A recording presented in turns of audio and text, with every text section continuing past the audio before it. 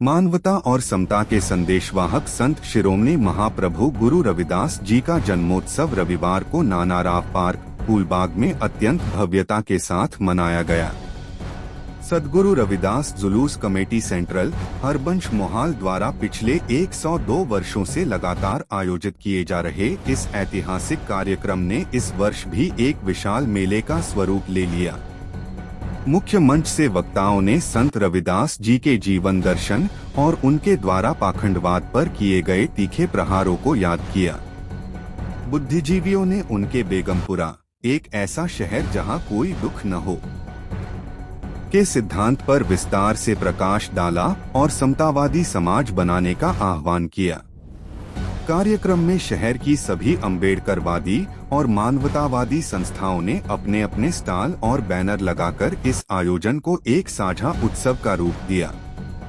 इस अवसर पर महोत्सव का मुख्य आकर्षण शहर के विभिन्न कोनों से आई भव्य झांकियां रहीं। ये सभी झांकियां पहले हरबंश मोहाल में एकत्रित हुईं और वहां से भ्रमण करते हुए एक साथ फूलबाग मैदान पहुंची। कार्यक्रम के अंत में श्रेष्ठ झांकियों को पुरस्कृत भी किया गया।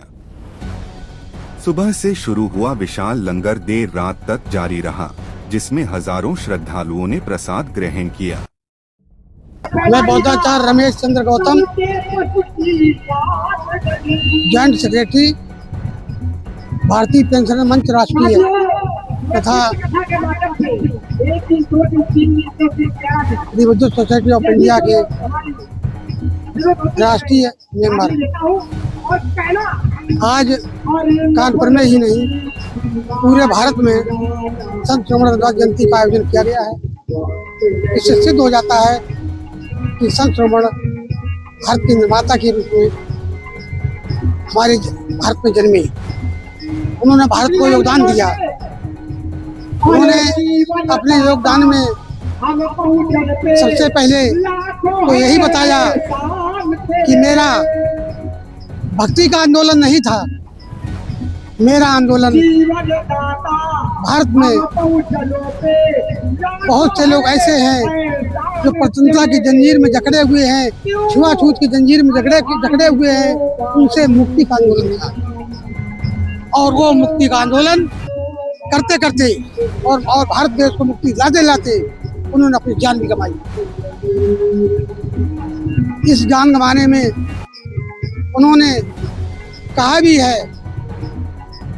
कि ये देश तभी एकता और सूचना में बन सकता है जब इस देश के लोगों के विचारों में एकता हो।